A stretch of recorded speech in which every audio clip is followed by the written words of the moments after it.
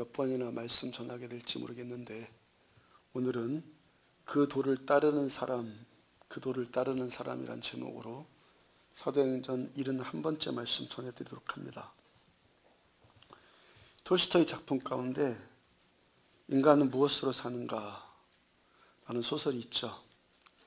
그 이야기를 다 말할 수는 없고, 그 이야기 가운데 미하엘이라고 하는 천사가 나옵니다. 이 천사가 하나님의 명령에 불순종한 죄로 하늘에서 쫓겨나서 지상으로 왔어요. 그것도 거지의 신분이 되어서 지상으로 쫓겨났습니다. 어느 추운 겨울날에 시골의 작은 교회에서 엎드려 기도하고 있었어요. 거기서 구두직공을 만나게 되었는데, 그가 아무 연고도 없는 이 거지를 불쌍히 여겨서 자기 집에 데려오고 구두 만드는 기술도 가르쳐 줍니다. 천사가 거지에서 구두직공이 되었어요. 어느 날 근사한 신사 한 사람이 와서 구두 한 켤레를 만들어줄 것을 부탁합니다. 내가 외국에 갈 일이 있는데 1년 동안 신어야 합니다. 이만저만 하니까 튼튼하게 가장 좋은 구두로 만들어줄 것을 부탁합니다. 그러면서 돈을 내놓고 갔는데, 구두직공 신세지만은 천사잖아요. 영적인 세계가 보이지 않겠습니까? 미하엘이 깜짝 놀라서 보는데, 그 근사에게 보이는 그 신사 뒤에 죽음의 천사들이 서 있더라는 거예요. 그러니까 그 신사는 얼마 안 있으면, 며칠 안 있으면은 죽을 몸입니다. 그러니까 이제 죽을 것도 모르고, 야, 내가 1년 동안 신을 구두를 잘 부탁합니다 하니까 너무 안쓰럽고 불쌍하더라는 거예요. 그러면서 천사가 깨닫습니다. 야, 이 땅에 사는 사람들은 자기 죽을 날 모르고 사는구나. 그렇지 않습니까? 우리들 모두 나 죽을 날 모르면서 살지 않습니까? 또 모르는 것 있습니다, 우리가. 많은 사람들이 내 힘으로 세상 살 것 같이 말해요. 자기 힘으로 세상 사는 것 같이 말하는데 실상은 아니다라는 거예요. 꼭 망할 것 같은 위태위태한 인생이었는데 지금껏 망하지 않고 여기까지 왔잖아요. 잘못해서 꼭 저주받아야 마땅할 것 같은데, 상식적으로 하면은, 이렇게 하면은 다 끝장나야 될 것 같은데 그렇지 않고 또 여기까지 왔어요. 그래서 미하엘이 깨닫습니다. 야, 이 세상은 하나님의 은혜와 하나님의 긍휼로 존재하는구나. 사람들이 그걸 모르면서 살더라는 거예요. 미래에 대해서 아무것도 모르고, 언제 죽을 줄도 모르고, 자기가 산다는 것이 그저 자기 힘으로만 사는 것으로 그렇게 착각하면서 살더라는 거예요. 어렸을 적부터 교회 다니신 분들 말고 나이 30, 40, 또 그 이상 되어서 교회 나오신 분들 한번 생각 좀 해보세요. 교회 왜 나오셨습니까? 누가 전도했으니까 나오기는 나오셨을 텐데, 그래도 자기가 동의했으니까 교회 나오신 것 아니에요? 그러면 교회 나오기를 왜 동의하셨습니까? 여러 가지 표면적인 이유가 있겠지만 가장 많은 깊은 이유 가운데 하나가 근심 때문에, 두려움 때문에, 근심 때문에 교회 나오는 것 아니에요? 인생살이가 고통 없는 사람 없다고요.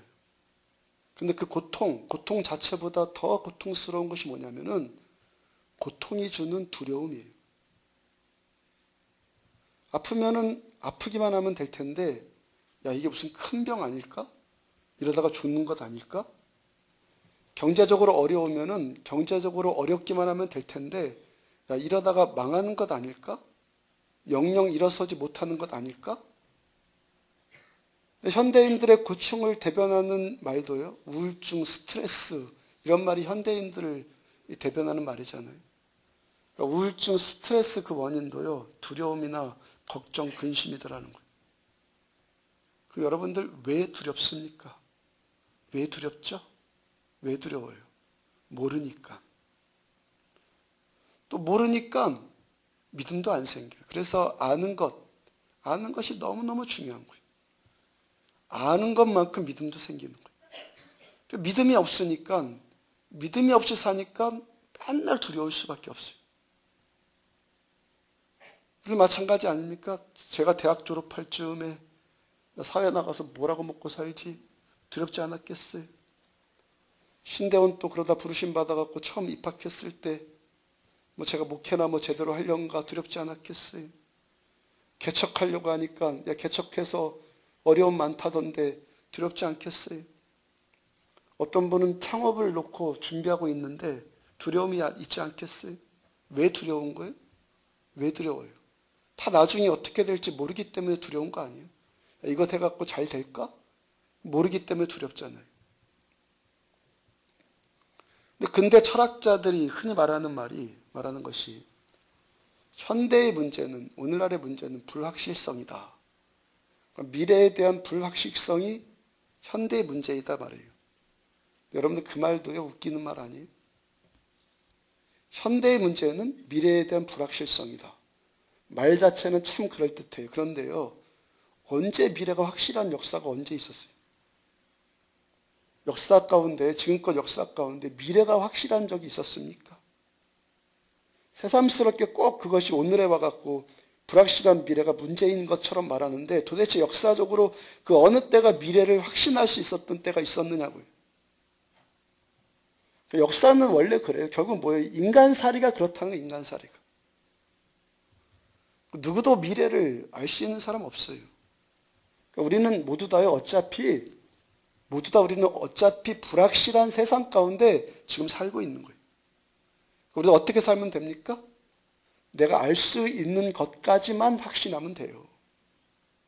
내가 알 수 있는 것까지만 알고 살면 된다고요. 알 수 없는 것까지도 억지로 알려고 하니까 자꾸 거기에다만 막 생각이 뺏기니까 두려움과 걱정에 매어 살더라는 거예요. 어떤 사람이요? 내가 좀 아는데 그래요. 알기는 뭘 알아요? 내가 좀 아는 줄 알았는데요. 세월 가다 보니까 정말 모르겠구나. 그러지 않아요? 참 멍청했구나. 야, 내가 어리석었구나. 그런 생각 들지 않아요? 만약에 어떤 분이 아직도 그런 생각, 아직도 이걸 깨닫지 못하고 있으면요. 그분은 아직도 어린 것 아니면 나이 먹어서 나이 많은 게 어른이 아니라 아직도 그 수준 때문에 어린 거예요. 아니면 별로 깊이 생각하지 않고 살든지. 이제는요, 내가 알고 있다는 내 안에 있는 그 지식들도요, 자기가 믿을 수가 없는 거예요. 오늘도 우리들 하나님을 아는 지식을 추구하고 있는 이유가 뭡니까? 하나님을 아는 지식이 우리에게 평강 주잖아요. 하나님에 대해서 문자적으로 아는 것 말고요. 하나님을 아는 것. 하나님을 인격적으로 알고 살아계신 하나님을 만나는 그 사건들이 일어날 때 우리들에게 평강 주잖아요. 치유가 일어나잖아요. 그러니까 우리가 하나님만 더 알기를 소원하죠. 그리고 어떤 분이 전도하다가 전도 대상자에게 이런 말 했다고 그래요. 그 사람 좀 있는 사람이고 가진 사람이고 배운 사람이요. 잘 갖춰진 사람. 근데 전도하면서 뭐라 했냐면은 당신 지금 아무것도 모르니까 배웠다고 지금 나한테 한참 교만을 떠는데 나중에 당신 얼마나 모르는 사람인지 알게 될 거요. 그런 말을 할 수 있는 관계니까 뭐 그런 말 했겠지만 하여튼 그 말 들은 그 사람이 좀 어안이 벙벙해 있으니까 또 이렇게 말해줬다고 그래요. 당신이 하나님도 모르면서 도대체 아는 것이 뭐가 있느냐고 잘난 척 하느냐고. 하나님도 모르면서 도대체 뭘 안다고 그러냐고. 참 속 시원하게 전도했어요. 오든지 안 오든지 그건 하나님께서 하실 일이고. 진짜 속 시원히 전도했어요. 전능하신 하나님 소개시켜주면서 뭐 그렇게 전전긍긍할 필요 뭐 있어요, 여러분들? 교회 나와주세요? 뭐 그럴 필요 뭐 있어요? 아닙니까? 맞죠? 전능하신 하나님 알게 해주시는 건데 나는 가장 위대한 분을 소개시켜 주는 건데 당당하게 예수 말하라고요. 당당하게. 언젠가는 이야기 들려드린 것 같은데 언젠가 지금 원로가 되신 목사님 한 분이 그분의 스승 목사님을 뵈러 갔어요. 스승 목사님이 이제 80을 넘기셨는데 집에 가보니까 그 제자 목사님이 스승 집에 찾아가 보니까 서재 책이 하나도 안 남아있어요. 책장 열댓 개 되는 것에 책이 빽빽히 꽂혀 있었는데 하나도 남아있지 않고 텅 비어 있습니다. 하나만 남았어요. 서재 책상 위에 딱 한 권 책이 올려 있는데 성경책만 남아있어요. 목사님이 웬일인가 하고 보니까 스승 목사님이 자네도 알듯이 내가 평생에 많은 책들 봤지만 이제 남은 거 성경 한 권뿐이라네 그러시더라는 거예요. 목사님이 이제껏 수많은 지식들 섭렵했지만 그 많은 지식들이 하나님을 아는 지식 그거 하나에 비하니까 아무것도 아닌 보잘것없는 지식이라는 것이 연세를 드셔가면 나이를 먹어가면 먹어갈수록 알게 되더라는 거예요.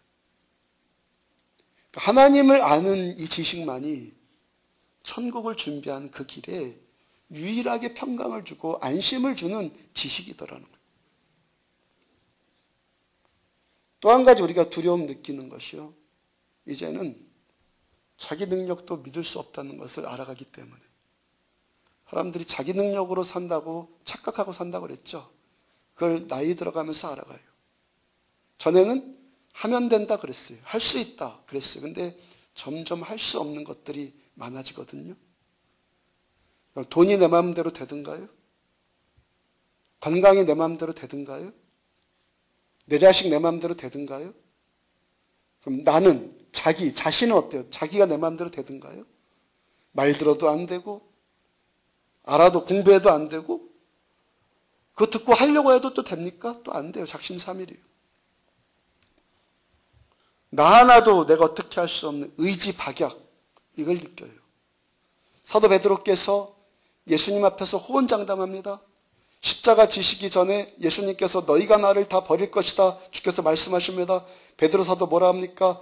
다 주를 버릴지라도 나는 절대 주님 안 버리겠나이다. 호언장담하고요. 큰 소리 탕탕 쳤어요. 단 하루도 못 넘기고요. 불과 몇 시간 지나고 나니까 예수님을 3번이나 모른다고 하고 그 수제자가 예수님을 대신하더라는 거예요. 어떤 사람이 왜 걱정이 되고 왜 두렵습니까? 왜 자꾸 두려움 느껴요? 왜 두렵습니까? 자기 믿고 사니까 두려운 거 아직도. 자기도 못 믿겠는 자기를 아직도 믿고 사니까 두려움을 느낄 수밖에 없는 거예요. 그러니까 하나님을 잃어버린 사람들의 실존은 뭐냐면 두려움이에요. 모든 사람들, 하나님 잃어버린 사람들은 다 두려움 느끼고 살아요. 미래를 알 수 없으니까 두렵죠. 죽는 것 두렵고 이제껏 배운 지식도 이제 믿을 수 없고 자기 능력도 믿을 만한 것 못 되니까 두려울 수밖에 없어요. 그러니까 사람이 산다는 것 자체가 두려움을 느끼고 살 수밖에 없다는 거예요. 오늘부터 사도행전 9장 말씀을 오늘부터 시작을 해요. 그 이전에 조금 나왔던 사울의 이야기가 오늘 사도행전 9장부터 다시 시작돼서 이제 본격적으로 사울의 이야기, 바울의 이야기가 시작이 돼요. 사도행전 7장 58절을 보면은 성 밖으로 내치고 돌로 칠세 증인들이 옷을 벗어 사울이라는 청년의 발 앞에 두니라. 스데반 집사를 돌로 쳐 죽일 때 가장 먼저 돌로 쳐 죽이는 자들이 그 돌로 치는 순서가 있다고 그랬죠. 가장 먼저 치는 사람이 그 첫 번째 증인들이 자기 옷을 벗어서 사울의 발 앞에 둬요. 사울이 먼 발치에서 스데반이 죽는 것을 관망한 것이 아니라 바로 눈앞에서 다 지켜봤어요. 코앞에서 스데반이 순교당하는 것 다 지켜봐요. 스데반의 숨소리, 스데반의 눈빛, 스데반의 목소리 다 듣고 보면서 그가 순교당하는 전 과정을 다 지켜봤어요. 사도행전 8장 1절 보면은 사울은 그가 죽임당함을 마땅히 여기더라. 그럼 어떤 한 사람이 죽었다는 것, 큰 사건 아닙니까? 그 큰 사건 앞에서 사울이 스데반이 죽임당한 것을 당연시 여겨요. 스데반을 돌로 쳐 죽인 것, 이것을 옳다고 확신을 해요. 그리고 내가 그 사건의 책임지겠다 합니다. 책임지겠다고 하니까 그 증인들이 자기 옷을 벗어서 사울 앞에 내려놓은 거예요. 정작 사울은 속으로 고민이 되어서 죽을 지경이에요. 자기는 마땅히 죽을 죄인이라고 해서 죽였는데 정작 죽고 있는 그 당사자가 전혀 죄인처럼 죽지 않았거든요. 얼굴이 천사의 얼굴처럼 빛이 납니다. 죽는 얼굴에서 하나님의 얼굴이 투영됩니다. 억울하게 죽고 돌로 쳐 죽임당하는 그 고통 가운데서 자기를 치는 자들을 위해서 무릎을 꿇고 기도를 해요. 스데반의 그 얼굴, 그 표정, 그 음성, 사울의 뇌리에서 떠나질 않는 거예요. 저런 자는 죽어 마땅하다고 쳐 죽였는데 스데반의 그 눈빛과 그 음성들이 사울의 심령에 강렬한 충격을 줬어요. 충격받을 때 회개하면 얼마나 좋아요. 충격받을 때 회개하면 좋겠는데 오히려 사울의 마음 가운데요, 그에 대한 반작용이 일어났어요. 반작용이 일어나갖고 더 악랄해졌어요. 혹시 내가 잘못한 것 아닐까? 잘못 판단한 것 아닐까? 그 자기 속에서 올라오는 그 의심들, 그로 인한 그 두려움, 내가 의인을 죽인 것이 아닐까 하는 그 두려움, 그 죄책감들, 이런 것들을 떨쳐버리기 위해서 거의 병적으로 히스테리컬하게 악해지는 거예요. 그러니까 유대교가 율법만 있는 종교 아닙니까? 율법만 있으면 이렇게 되는 거예요. 율법만 있으면 이렇게 돼요. 8장 3절 보면은 사울이 교회를 잔멸할 새 각 집에 들어가 남녀를 끌어다가 옥에 넘기니라. 교회를 잔멸했다 말씀하시는데 잔멸하다, 이 번역된 헬라어 단어가 리마이노마이예요. 리마이노마이. 이 단어가 유래된 것은 멧돼지 한 마리가 포도원에 들어가요. 농사 짓는 분들 아시겠죠? 밤에 멧돼지 한 마리가 포도원에 들어왔다. 어떤 일 벌어지겠어요? 마구 다 짓밟아 나갔고 포도원 전체를 다 망쳐 놓죠. 그러니까 그 형국을 말할 때 쓰이는 단어가 리마이노마예요. 사울이 기독교라는 포도원, 사울이 기독교라는 포도밭에 뛰어들어온 멧돼지와 같다는 거예요. 그 멧돼지 한 마리가 포도원 전체를 지금 쑥대밭을 놓고 있는 거예요. 사울이 남녀노소 할 것 없이 수단과 방법 가리지 않고 교회 전체를 지금 말살하려고 그래요. 오늘 보면 1절 보면은 사울이 주의 제자들에 대하여 여전히 위협과 살기가 등등하여 대제사장에게 가서, 한글 성경에 빠져 있는데 헬라어 원문을 보면요, 맨 앞에 접속사가 하나 있어요. 부정접두어가. 우리말로 그러나를 의미하는 때라는 이 헬라어가 그 앞에 붙어 있다고요. 그러니까 1절을 원문대로 번역하면은 그러나 사울이 제자들에 대하여 이렇게 돼야 돼요. 그러면 그 그러나가 무엇에 대한 그러나겠어요? 지난 5주 동안 계속 말씀 전해드렸죠. 사마리아 성이 복음화 되었던 그 이야기. 빌립 집사님이 기독교 역사상 최초의 선교사가 돼서 사마리아 성에 들어갔고, 그가 전할 때마다, 복음을 전할 때마다 복음의 원색적인 능력이 막 나타나고, 그래서 그 성 안에 큰 기쁨이 임해요. 그러니까 사마리아 성령께서 사마리아 성의 능력으로 역사하실 그때도, 복음의 능력이 나타날 그때도, 그러나 사울은 기독교를 핍박하는데 앞장서고 있더라는 거예요. 복음의 능력이 나타나거나 말거나, 그러나 사울은 여전히 복음을 대적하는 일만 지금 일삼고 있더라는 거예요. 스데반이 돌에 맞아 죽을 때는 옆에서 동조만 하고 지켜만 보고 있었어요. 근데 이제는 직접 자기 손에 피를 묻히고 다니는 거예요. 어떤 식으로든요, 사람에게 폭력을 행사한 사람이 점점 그 병적으로 살기가 등등해져서 또 잡아가둘 사람들을 찾아다니는 그 모습, 자기 혼자가 아니라 여러 사람들 그렇게 몰려다니면서 그렇게 찾아다니는 모습을 한번 그려보시라고요.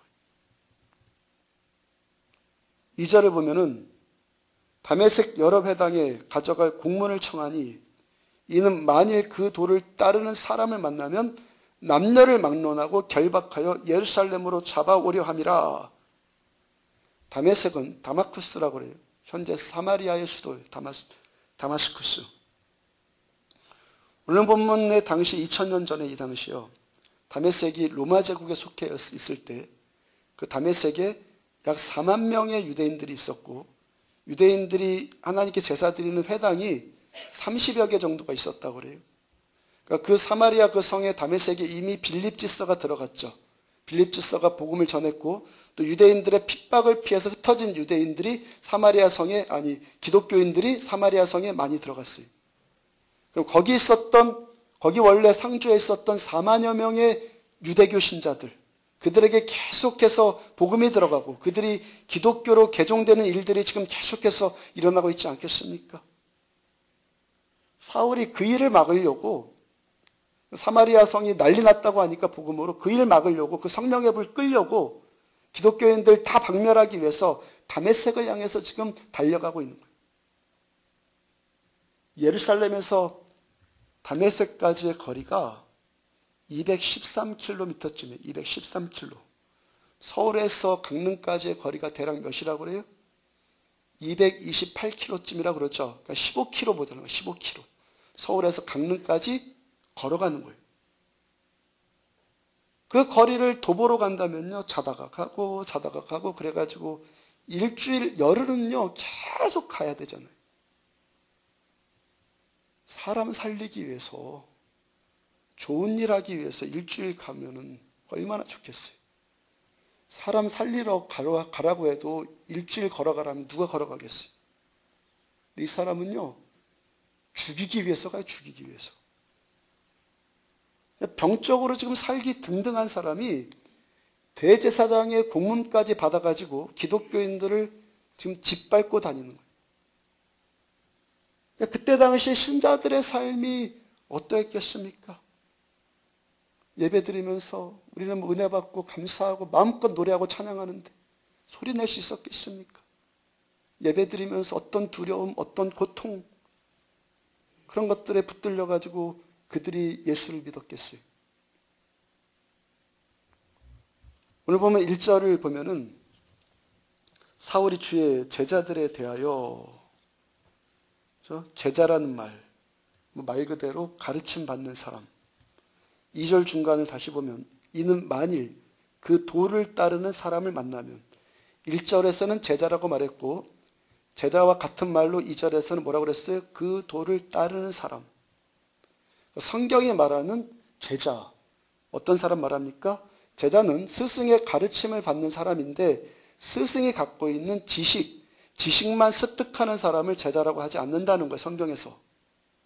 성경이 말하는 제자는 그 도를 따르는 사람. 예수 믿는 우리들 누구라는 겁니까?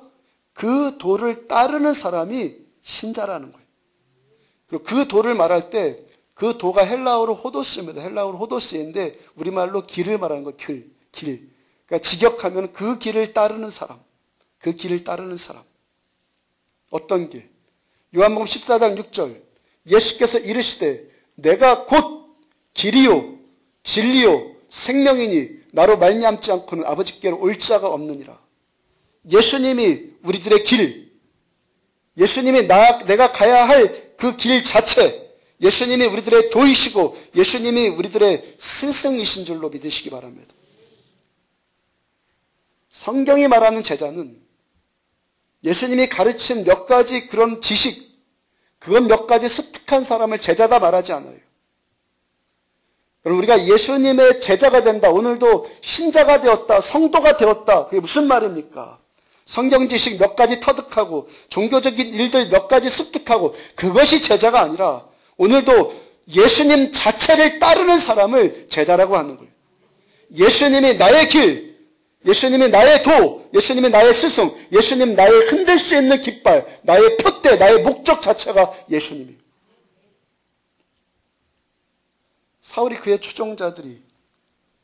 사울과 그의 추종자들이 기독교인들 잡아 죽이기 위해서 온 땅을 짓밟고 다녀요.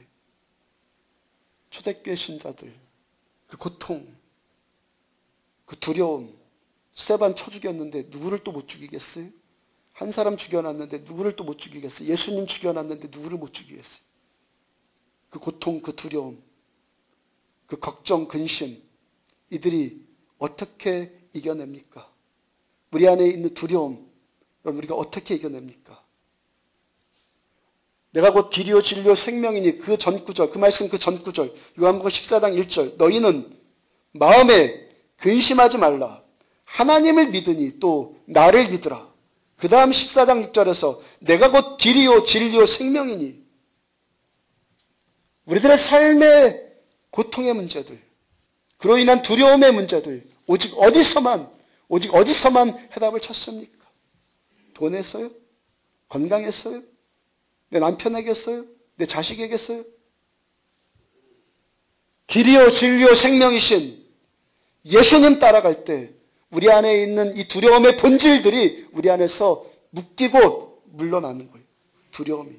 예심이 될 때. 고린도전서 1장 18절, 십자가의 도가 멸망하는 자들에겐 미련한 것이요 구원받은 우리에게는 하나님의 능력이 됨이라. 십자가의 그 도시고 십자가의 그 길 자체이신 예수님, 모르는 자들, 멸망하는 자들에겐 예수님이 미련하게 보이지만 구원받은 우리들에게는 예수님이 능력이라는 거예요. 예수님이 목적이 되고 예수님 따르는 그 자체가 고통과 두려움을 이기는 능력이 돼요. 로마서 8장 37절부터 39절. 그러나 이 모든 일에 우리를 사랑하시는 이로 말미암아 우리가 넉넉히 이기느니라. 다른 어떤 피조물이라도 우리를 우리 주 그리스도 예수 안에 있는 하나님의 사랑에서 끊을 자 없느니라. 그 어떤 세력도 십자가 위에서 언약 맺혀진 하나님과 우리의 사랑을 끊을 자가 없다. 우리는 예수님과 예수님의 십자가 위에서 이 모든 것들을 예수님 안에서 넉넉히 이겨낸다 그래요. 예수님 안에 있을 때 이 모든 고통, 두려움, 수치, 근심, 걱정 넉넉히 이겨낸다는 거예요. 금요일날 중보기도회 때는요, 좀 색다른 영적인 체험을 했어요. 성령 충만해지면은, 이것은 아주 빈번하게 이 간증을 들었던 것인데, 성령 충만해지면은 좋은 향기가 날 때가 있죠. 향기. 그런 분 체험한 분들 계시죠? 여기뿐만 아니라 주님에게 개척했을 때부터 종종 체험했던 일인데, 새벽에 기도해 주다 보면은 저보고 향수 뿌렸냐고 하는 분들이 종종 있었어요. 제가 향수 바르지 않는다는 거 여러분 잘 아실 것이고, 제가 평상시에도 고양이 세수하고 다니는 새벽에 뭘 바르고 나오겠어요. 양치만 하고 그냥 물만 묻히고 그러고 나와요. 하여튼 좋은 향기가 난다는 고백이 종종 있었습니다. 창세기 8장 21절 보면은 여호와께서 그 향기를 받으시고, 이런 얘기하면은 우리 교회가 경계할 교회라고 말하는 사람들이 있어가지고 말씀으로 지금 얘기해 주는 거예요. 창세기 8장 21절 여호와께서 그 향기를 받으시고, 출애굽기 29장 18절 그 향기로운 냄새니 여호와께 드리는 화제니라. 출애굽기 40장 27절 그 위에 향기로운 향을 사르니. 모세오경 창세기부터 레위기, 신명기, 민수기까지요. 모세오경 전체에 이 향기라는 단어가, 향기로 하나님께 드려진다는 단어가 매우 많이 나와요. 시편 45편 8절 왕의 모든 옷은 몰약과 침향과 육개의 향기가 있으며, 아가서 1장 3절 내 기름이 향기로워 아름답고 내 이름이 쏟은 향기를 같으므로. 1장 12절 왕의 침상에 앉았을 때 나도 나의 기름이 향기를 뿜어냈구나. 이사야서 3장 24절 그때 썩은 냄새가 향기를 대신하고, 썩은 냄새도 있다고 그래요. 에스겔서 20장 41절 내가 너희를 여러 민족 가운데서 향기로 받고, 에베소 5장 2절 그리스도께서 우리를 위하여 자신을 버리사 향기로운 제물로 하나님께 드리셨느니라. 하나님이 임재하시면 향기가 뿜어져 나와요. 항상은 아니지만 때로 그렇다는 얘기예요. 그리고요, 악령이 우리를 공격할 때도 냄새가 날 때가 있다고 그러죠. 아까 이사야서 말씀에 썩은 냄새가 날 때도 있다고 그랬어요. 그 일은요, 이 영동의 이 강릉에 한참 세미나 하고 있는 전현무 목사님, 중보기도 세미나 전에 참석했을 때도 그때 언급이 들었던 말이고, 제가 영서들을 읽을 때도 자주 접했던 이야기. 썩은 냄새가 날 때 있어요. 금요일날 기도회 하는 중에요, 제 앞에서 항상 기도하고 있는데 아주 역겨운 냄새가 나더라고요. 처음엔 제 입냄새인가. 중보기도에 오기 전에 분명 양치하고 왔는데, 근데요, 입냄새 정도가 아니에요. 정말 고약한 냄새가 나는데, 하여튼 뭐 그냥 그런 건 제가 처음 경험해 봤으니까 그냥 냄새가 나나 보다 하고 그냥 넘어갔죠. 하여튼 기도하다 보니까, 부르짖어 기도하다 보니까 냄새가 사라졌어요. 그 후에 어떤 분으로부터, 다른 분으로부터 그 다음에 또 연락이 왔어요. 그분도 기도하는 중에 정말 지독한 냄새 났다고 그래요. 한 2, 3번 냄새가 지속되었고 역겨워서 토할 지경까지 동시에 너무 두렵다는 거예요. 두렵더라는 거예요. 그러다가 우리가 합심하여 기도하니까 그 냄새가 사라지고 향기로운 냄새가 나더라는 거예요. 저까지 두 사람이 각기 다르게 체험을 했으니까 당신도 맡았어? 그런 것이 아니라 맡았죠. 그리고 또 다른 분, 그 냄새 맡은 분 계신지도 모르겠는데 제가요, 주님께서 왜 그런 일들을 드러내셨는가를 생각을 해봤어요. 왜 그런 일을 드러내셨을까? 베드로전서 5장 8절 보면은 근신하라 깨어라. 너의 대적 마귀가 우는 사자같이 두루다니며 삼킬 자를 찾나니. 주님께서 우리에게 이 말씀을 지금 새겨주시는 것이구나. 깨달음이 왔어요. 썩은 냄새나 뭐 향기나 그 신비 자체가 목적이 아니라 하나님이 우리와 함께 하신다는 확신을 가지라는 말씀으로 들려지더라는 거예요. 마귀가 하는 짓이 뭐예요? 너희 대적 마귀가 근신하고 깨어있어라. 너희 대적 마귀가 우는 사자같이 두루다니며 삼킬 자를 지금도 찾고 있다. 마귀가요, 우리들의 생각 안에 두려움을 집어넣어서 두려움이요, 우리를 자꾸 그 두려움으로 조종하고 우리를 무너뜨리고 포기하게 만들고 어떤 문제나 어떤 사건을 통해서 자꾸 야 이러다가 어떻게 되는 것 아니야? 자꾸 두려움을 조장해요. 우리 안디옥 교회가 복음의 본질을 회복하고 주님께서 원하시는 교회, 사도행전적인 그 교회를 세워나가려고 하는 이때에 멧돼지가 포도원을 짓밟고 다니듯이 마귀가 우리들을 삼키려고 하더라는 거예요. 주님께서 이때도 우리를 보호해 주시기 때문에 우리가 넉넉히 이기는 거예요. 십자가가 멸망하는 자들에게 미련한 것인데 구원받은 우리에게는 이 모든 고통, 근심, 두려움을 이기게 하시는 하나님의 능력이에요. 우리의 길이시고 나의 도이시고 우리의 진리이시고 생명이신 예수님 바라볼 때 우리가 넉넉히 이기는 거예요. 느헤미야 8장 10절 중간을 보면은 이날은 우리의 주의 성일이니 이날은 안식일이니 주의 성일이니 근심하지 말라. 여호와로 인하여 기뻐하는 것이 너희의 힘이니라. 하나님 기뻐하는 그 이 자체, 예배드리면서 하나님을 기뻐하는 이 자체, 하나님을 우리가 추구하고 하나님을 찾는 이 자체가 이 근심과 두려움을 이기는 하나님의 능력이 되더라는 거예요. 예배 붙들고 기도하고 말씀 붙들고 이를 통해서 하나님을 찾는 우리들의 이 열망, 하나님을 추구하는 이 열망 자체가 우리들의 힘이다라고 주께서 말씀하세요. 교부 크리소스톰이요, 4세기에 활약했던 성자였어요. 제가 이분에게 친밀감을 느끼는 것이 이분이 우리 교회와 같은 안디옥교회 출신이기 때문에. 사도행전의 안디옥 교회, 안디옥 출신이었던 크리소스톰이 4세기에 로마 황제 가이사는 주가 아니다. 오직 예수 그리스도만 우리의 주님이시다. 강력하게 선포했어요. 그 대가로 당시 동로마 제국 황자였던 아르카디우스에 의해서 순교당해요. 아르카디우스가 크리소스톰 신문하면서 이런 언포를 놓습니다. 너를 집에서 추방해버리겠다. 형제요, 그건 불가능한 일입니다. 온 세상이 다 내 아버지 집입니다. 나를 당신이 어디로 추방해도 어디나 내 아버지 집입니다. 너의 재산을 몰수해버리겠다. 그것도 불가능합니다. 내 재산은 이미 하나님 나라에 다 쌓아두었기 때문에 당신은 내 재산을 조금 더 건드릴 수 없습니다. 그러면 너를 감옥에 집어넣어갖고 아주 고독하게 아무도 못 만나게 해갖고 평생토록 고생만 하다가 죽이겠다.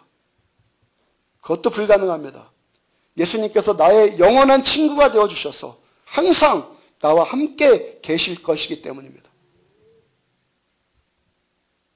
여러분들 이렇게 예수님께 붙들려 있는 사람을 누가 괴롭힐 수 있겠어요? 이렇게 예수님께 목마른 이 사람, 어떤 고통이나 어떤 걱정이나 어떤 두려움이나 이 사람을 하나님의 사랑에서 끊을 자 있겠습니까? 요한복음 14장 6절 다시 보면 내가 곧 길이요 진리요 생명이니 우리가 누구라고요? 그 도를 따르는 자들, 그 길을 따르는 자들, 내가 곧 예수님이 곧 길이요 진리요 생명이신 14장 1절 너희는 마음에 근심하지 말라. 하나님을 믿으니 또 나를 믿으라. 하나님을 믿으니 또 나를 믿으라. 어디서도 평강의 출처를 찾지 마시고 어디서도 안식의 출처를 찾지 마시고 예수님께만 평강과 안식의 출처를 찾으시기를 축복합니다. 예수 믿고 예수님 따르고 그래서 이 모든 고통의 문제들, 이 근심의 문제들 넉넉히 이겨나가는, 그래서 마귀에게 휘둘리는 인생이 아니라 성령님께 붙들려 사는 주의 자녀들 다 되어지기를 주의 이름으로 축복합니다.